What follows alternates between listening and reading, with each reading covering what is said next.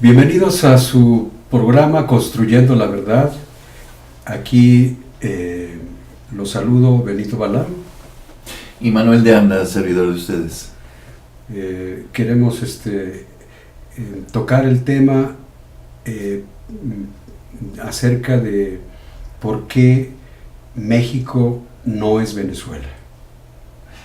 Perfecto. Bueno, me parece muy pertinente y muy adecuado el que se toque el tema, porque yo creo que es vital tener una idea histórica y de historia política, de historia filosófica, que nos hacen muy diferentes, ¿verdad?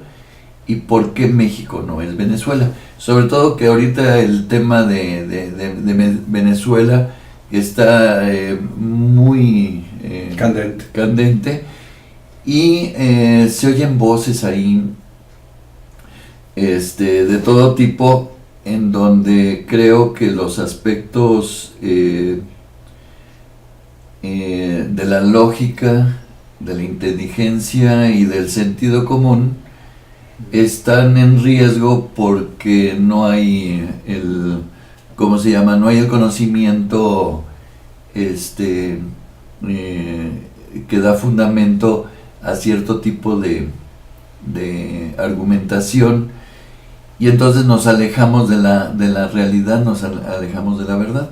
Entonces la idea pues ahorita es sentar las bases y que den los argumentos suficientes para ver qué tanto nos parecemos o qué tanto nos diferenciamos, ¿verdad?, de Venezuela.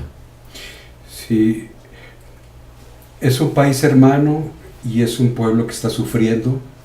En primer lugar quiero mencionar esto, y que nos hermanamos y nos solidarizamos con los venezolanos, con las venezolanas en este momento de crisis, de tribulación, ¿verdad? Y queremos aportar desde nuestro poco o mucho conocimiento algo que contribuya a esclarecer qué es lo que ha andado bien, qué es lo que ha andado mal en términos de ser países latinoamericanos metidos en una situación diferente, ¿no? Claro.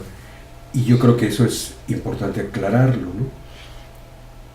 Aunque tengamos orígenes comunes, decíamos, en cuanto a la historia, en cuanto a la lengua, en cuanto la religión, a la idiosincrasia, ¿verdad?, del mestizaje, en cuanto a las luchas sociales entre liberales y conservadores, las intervenciones extranjeras y las dependencias coloniales, o actualmente neocoloniales con respecto a los países metropolitanos o potencias, ¿no?, como fue al principio España y luego actualmente los Estados Unidos.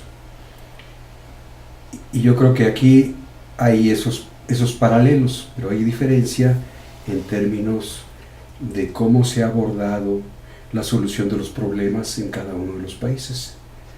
Yo quisiera partir de eso, ¿no? Sí, yo creo que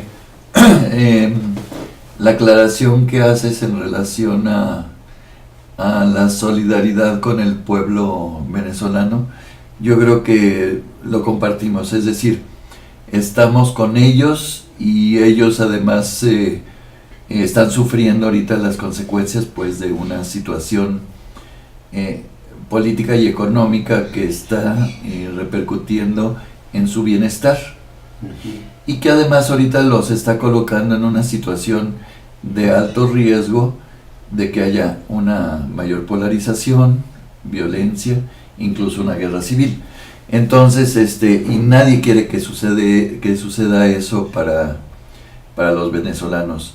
Es decir, creemos que ante todo hay que buscar una solución pacífica, a su conflicto, y por supuesto que ellos tienen la primacía y la fuerza y el respaldo moral para tomar sus propias decisiones. Claro.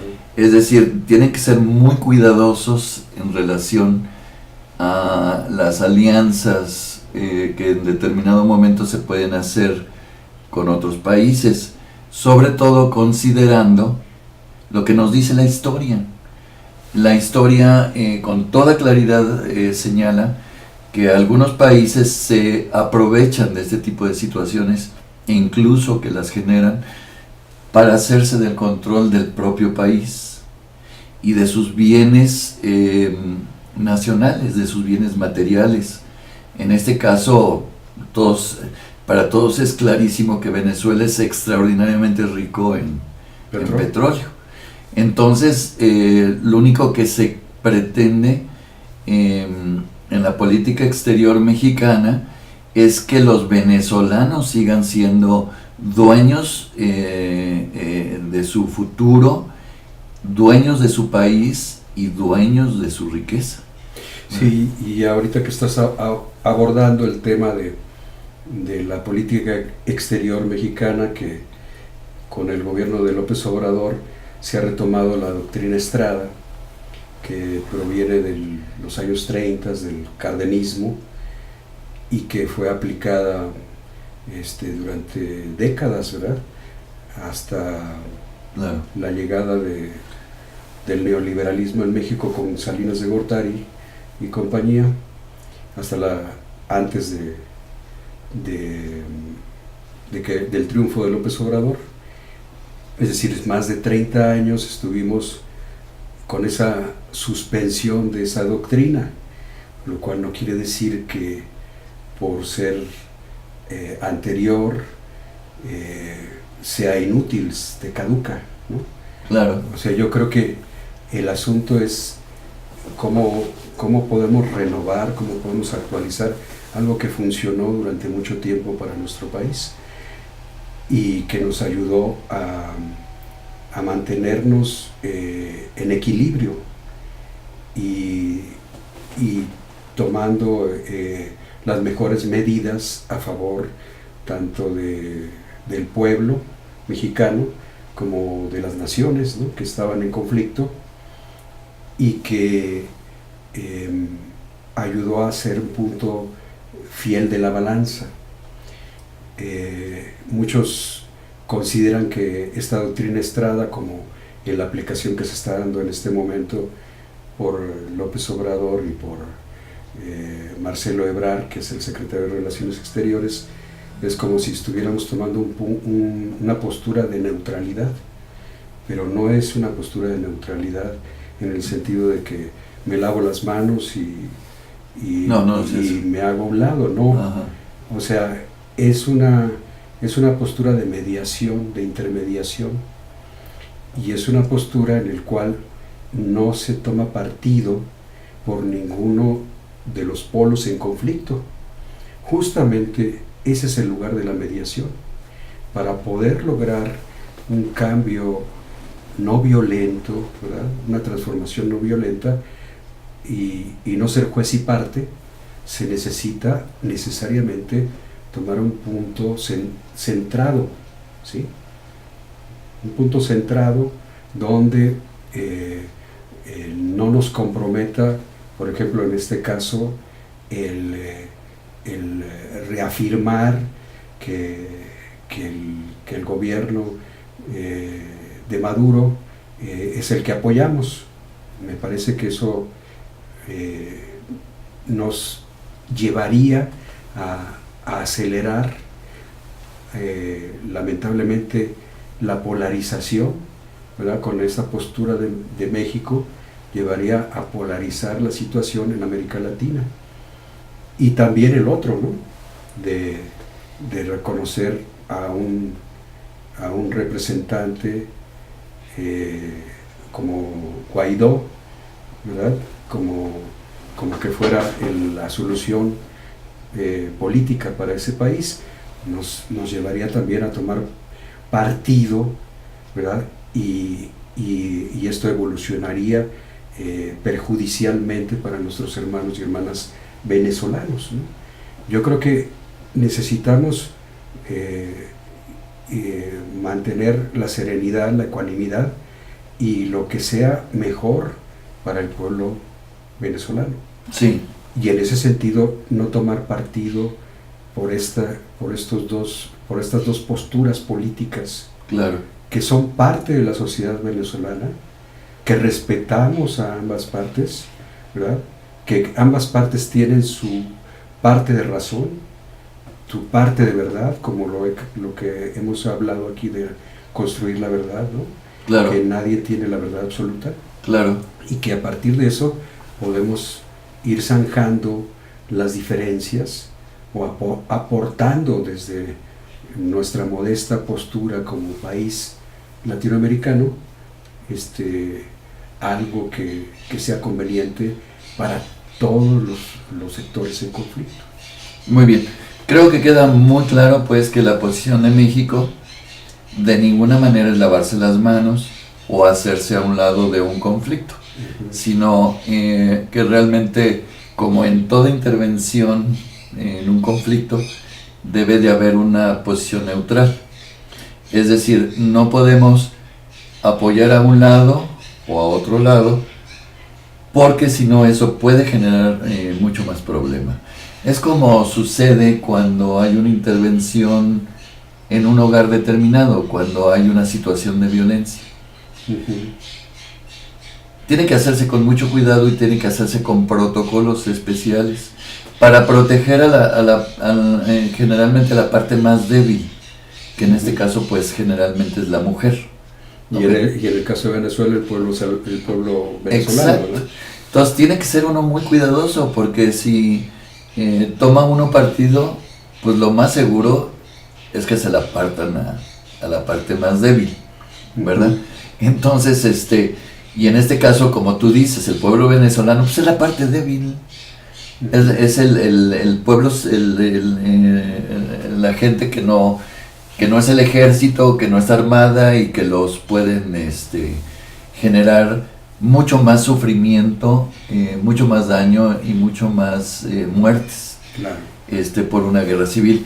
No queremos una guerra civil en Venezuela, queremos que haya paz y que realmente se logre que las partes lleguen a tener una resolución de su conflicto en forma pacífica. Claro, yo quisiera retomar un poco nuestra experiencia, que es una experiencia importante en el sentido de lo que en este momento está aportando ante esta situación México. Claro. ¿Verdad? Ha sido una lucha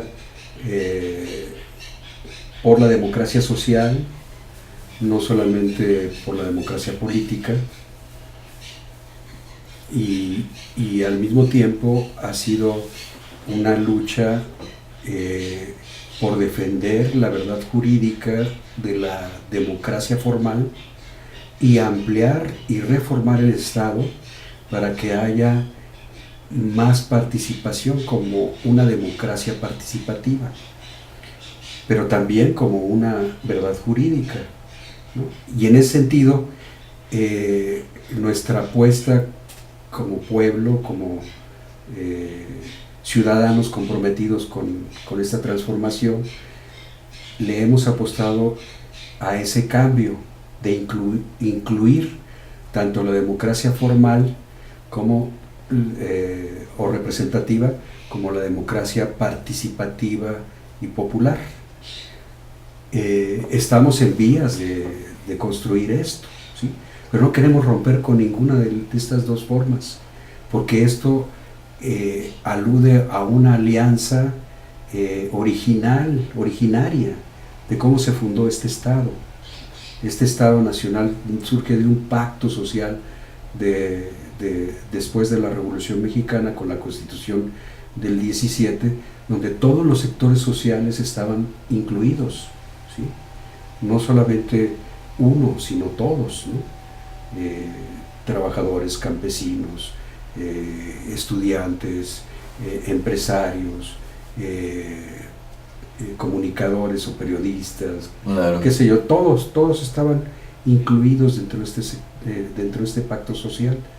Se rompió ese pacto social con el neoliberalismo, hicieron a un lado ese pacto social, borraron incluso algunas fracciones de los artículos constitucionales y los adoptaron a modo de solamente privilegiar a una élite oligárquica aliada a las grandes transnacionales, al gran capital especulativo de nuestro país, y entonces pues se desplazó todo ese pacto social. ¿Y qué es lo que ha venido haciendo López Obrador? Pues ha venido reuniendo poco a poco para ir incluyendo de nuevo en este pacto, claro, tanto la democracia formal representativa como la democracia participativa y popular. Que de hecho era algo de lo que habíamos hablado en el video anterior, sí. Es decir, cómo esto que nosotros estamos viviendo aquí en México no es una revolución, no, sino que realmente es una regeneración, una transformación del país en la que realmente se haya inmerso el programa, el proyecto, en la unión de todas las partes. Claro. Es decir, algo que no había venido ocurriendo, sino que había habido exclusión de algunos sectores muy, muy importantes. Lo que hacen muchas veces las revoluciones es que excluyen una parte de la sociedad. Por ejemplo, la revolución que hubo en Cuba, o más recientemente la que tú comentabas de Chávez, realmente se excluye a ciertos sectores de la población, los hacen a un lado tratan de imponer a la fuerza un determinado sistema social. Y realmente pues eso obviamente que tarde o temprano pues, va a revertir en más problemas, y obviamente va a llevar al fracaso a ese sistema. Entonces yo creo que lo que se está haciendo en México es algo, inédito, y que realmente es increíble, y mucha gente sobre todo afuera del país lo ven muy bien, porque lo están entendiendo así, es decir, cómo el nuevo sistema de gobierno, el nuevo gobierno, está tratando de juntar pues a las diferentes partes de la sociedad para que entre todos hagamos un país más fuerte, más unificado y más nacionalista. Sí, y al mismo tiempo con un bien común, ¿no? Claro. Donde se favorezca a las clases sociales más desfavorecidas, ¿no? más marginadas, más oprimidas, ¿no? Claro. Y en ese sentido yo creo que es justo lo que hemos venido reflexionando sobre lo que es la regeneración social, ¿no? O sea, llevar a cabo una regeneración como la que estamos llevando a cabo en nuestro país tiene que ver con la parte interna, la moral, es decir, la regeneración moral que está encaminada a la lucha anticorrupción, y eso es en todos los planos, ¿verdad? Pero principalmente desde mi honestidad, desde mi congruencia ante el servicio público y ante el servicio empresarial y ante el servicio social, educativo y ante el servicio de salud, etcétera, ¿no? Es decir, todo lo que conlleva dar un servicio, ser honesto, ser honrado. Esa es una transformación interna. Claro. Y por el otro lado, la transformación social encaminada a romper las desigualdades sociales y a restablecer por derecho los beneficios de la riqueza nacional a todas las clases sociales, no solamente a unas. Claro, por supuesto. Yo creo que en eso radica el pensamiento del presidente Andrés Manuel, de decir que el gobierno, él se atreve a decir, ¿verdad?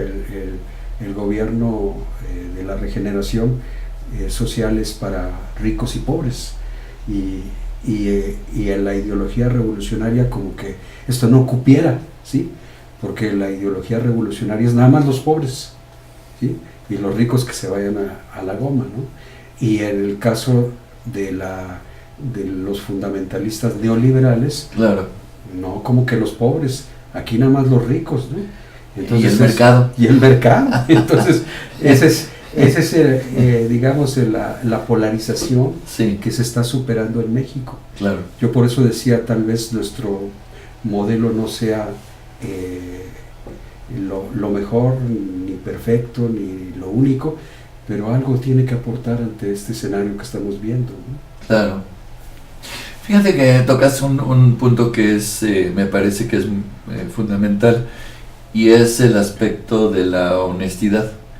O sea, no podemos partir de tener un país honesto si sus ciudadanos no son honestos. Uh-huh. Y más aún, si no somos honestos con nosotros mismos. Es decir, que haya una congruencia realmente de lo que pensamos, de lo que hablamos y de lo que hacemos. Y también O es lo sea, que sentimos, ¿no? Sí, eso es honestidad. Entonces, y de ahí se pretende, pues, lo que se ha venido dando, que es el combate a la corrupción. Es decir, tenemos que tener un país donde no se roben el dinero, porque se genera muchísimo daño y muchísima pobreza a través de la corrupción, porque miles de millones de pesos o de dólares, si lo convertimos a dólares, se van por el caño, como dice nuestro presidente, de la corrupción. Y ese dinero realmente debe de utilizarse para bien de todos los mexicanos, ¿verdad? Por eso ahora lo que ha habido del combate al huachicol, pues realmente sí, o sea, a lo mejor puede criticarse algunos aspectos relacionados con la implementación, pero en el fondo yo creo que a todos nos va a beneficiar. Claro. Ahorita hay mucho menos problema, tenemos menos problema en la distribución de la gasolina. León, Guanajuato, pues se había visto muy afectado. Ahorita pues ya las gasolinerías están prácticamente normales. Obviamente que todavía hay muchos que tienen colas y algunas que no abren, pero eso se está revirtiendo. Pero la realidad es esto, que finalmente, aunque el combate a la corrupción lleva sus costos, ¿verdad?, pero finalmente nos va a beneficiar a todos, ¿verdad? Sí, claro. Quisiera, para ir cerrando el tema, de acuerdo, retomar un poquito la diferencia en términos de la historia contemporánea de Venezuela y luego compararla con la historia reciente de México, ¿no? Sí. ¿Qué es lo que pasa con el chavismo, no? Dijimos, ellos lanzan en su lucha una lucha nacionalista que la llaman bolivariana, retomando a Simón Bolívar como libertador, que no fue solamente nacionalista, sino internacionalista. Y por el otro lado, hablan de una revolución socialista del siglo XX, del siglo XXI, perdón. Entonces, esta ideología los llevó a ir radicalizando, sí, el regreso de los bienes nacionales en manos del Estado, apoyados fuertemente por el ejército y por el conjunto de la población, porque se verían favorecidos porque el manejo del dinero del petróleo les llegaba ya en programas sociales. Pero luego viene la muerte de Chávez, pero antes de eso, antes de la muerte y al inicio de esta revolución chavista, los Estados Unidos se ven inmediatamente amenazados en sus intereses y ven la necesidad de intervenir, e intervienen con un golpe de Estado que reconocen en el 2001 reconocen al golpista, creo que un tal Carmona, y después de eso se echa marcha atrás a ese golpe de Estado porque el conjunto del pueblo apoya a Chávez y el ejército también. Y se estabiliza más o menos unos 10 años hasta que muere Chávez. Y cuando muere Chávez se desploman los precios del petróleo. Y entonces todas las garantías de beneficio que iban teniendo, a pesar del bloqueo económico de Estados Unidos, que ese bloqueo económico no prosperaría sin la alianza interna de los empresarios nacionales, ¿sí? Porque no se ganan a la mayoría de los empresarios nacionales esa revolución chavista. Si se hubieran ganado a la mayoría de los empresarios nacionalistas, el bloqueo nada más no pasa, ¿sí? Pero va pasando porque los empresarios se ven afectados en sus intereses también. Claro. Y entonces llega el momento de la déclave, de la caída de los precios del petróleo, y Maduro llega al poder con un porcentaje mínimo de unos cientos miles de votos más que la oposición, y la oposición gana por mayoría el Parlamento. Entonces hay un desequilibrio, ya no solamente en lo económico, sino también en lo político, porque entonces vienen a la revancha, por decirlo así, la clase empresarial nacional, con lo que habían sentido de desplazamiento de este régimen, junto con el pueblo afectado, o los sectores de la población confundidos o afectados por esto. Claro. Y intentan dar un golpe parlamentario en contra del presidente, debido a que el presidente nada más no pasa las reformas constitucionales que hace el Parlamento. Y cuando no lo consigue, entonces hacen manifestaciones al estilo Europa Oriental, Medio Oriente, donde hay falsos positivos, en el sentido de que manejo de redes sociales, donde aparentes manifestaciones se están dando en ese lugar cuando son claro. de otro país, se dan tiros y muertes, donde se disfrazan, ¿verdad?, los francotiradores de guardias nacionales, y sale todo revuelto y confuso, claro, donde ciertamente hay represión y hay muertos que ocasiona el gobierno, pero en su otra parte, también de parte de la oposición. Por eso digo, se van polarizando, se polariza, y el presidente Maduro llama a una asamblea constituyente para que haga sobrepeso o contrapeso a la Asamblea Nacional. Y la Asamblea Constituyente pues no hizo una nueva constitución, sino trató de sustituir a la Asamblea Nacional. Claro. No lo logra. Y entonces en esta ocasión la oposición resurge después de que Maduro, apoyado por la Asamblea Constituyente, se lanza hacia una nueva presidencia, y el año pasado, y entonces la Asamblea Nacional desconoce ese mandato presidencial de Maduro y se erige como garante de la constitucionalidad en Venezuela. Podemos decir, eso es en resumen como ese otro intento de golpe de Estado, un tanto disfrazado, pero un tanto también orillado, ¿sí? O sea, no podemos decir solamente que toda la gente que está ahí es malintencionada, no.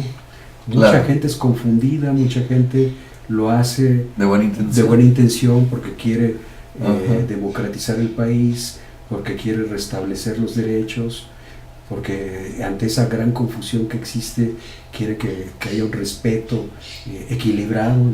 Sí, o simplemente tiene sus intereses que son muy legítimos y que los quiere defender. Pero han sido violentados. Y han sido violentados. O sea, realmente están buscando la forma de que también se les tome en cuenta. Exacto. Y entonces, ante esa situación hay una gran polarización. Claro.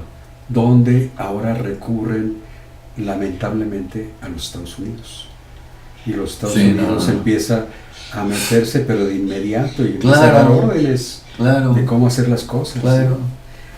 ¿Sí? Y ese es el gran riesgo de guerra civil. Sí, parece que no entendemos los latinoamericanos, pero es la misma historia que hemos visto desde hace mucho tiempo. Por lo menos en gran parte del siglo XX y lo que va del XXI, cómo los Estados Unidos intervienen en los países, pero nada más intervienen en aquellos países en donde pueden obtener unas ganancias, ¿verdad? Porque hay muchos países en el resto del mundo donde hay sistemas autoritarios, donde no se respetan los derechos humanos y donde los Estados Unidos no se ha metido. Claro. Es decir, realmente a los Estados Unidos no les interesa el pueblo venezolano, sus intereses les interesa económicos, su petróleo. Sí. Entonces, aguas venezolanos,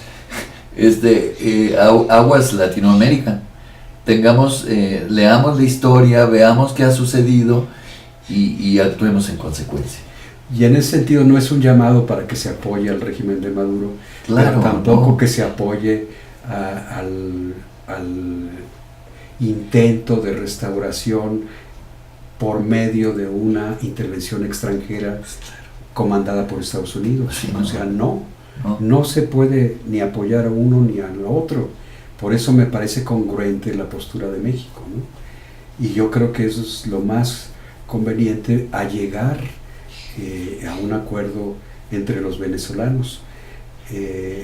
Vi la entrevista reciente que le hicieron al presidente Maduro y él decía que él estaba dispuesto a dar su vida por ese régimen, ¿no? por esa revolución.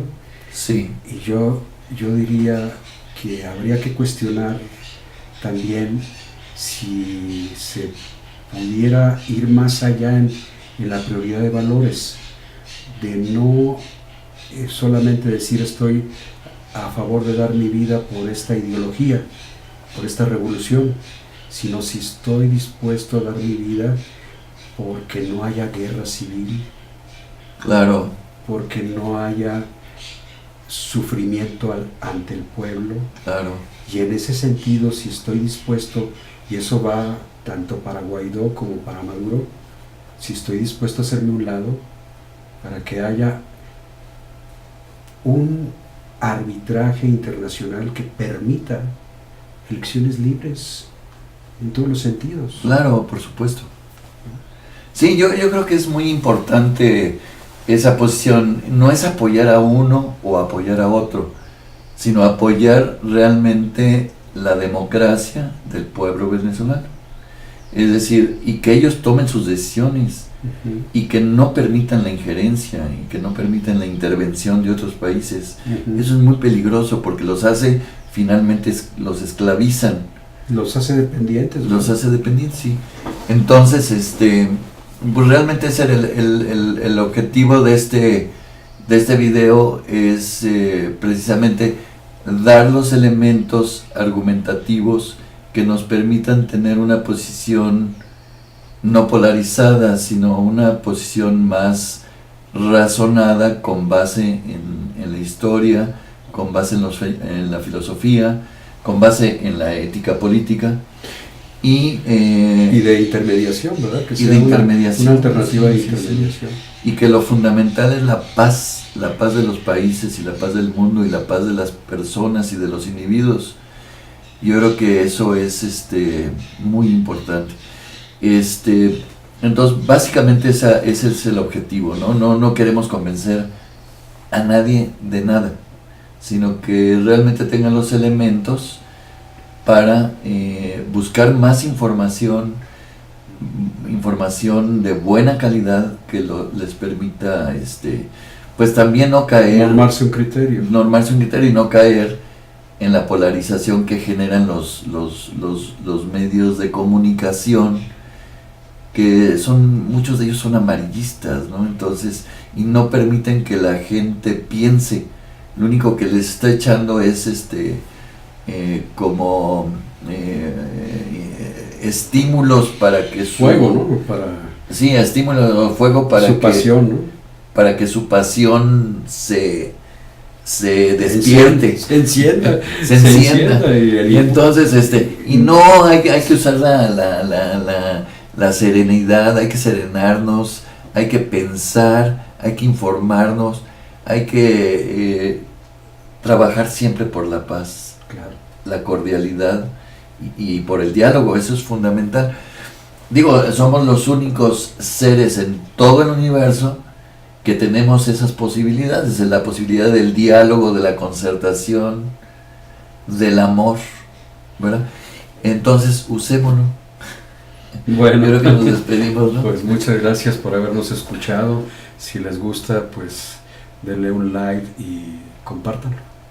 Sí, si tienen algún comentario, tanto a favor como en contra, bienvenido, o sea, realmente somos totalmente abiertos y tratamos de ser totalmente democráticos, justos, y somos pacifistas, ¿verdad?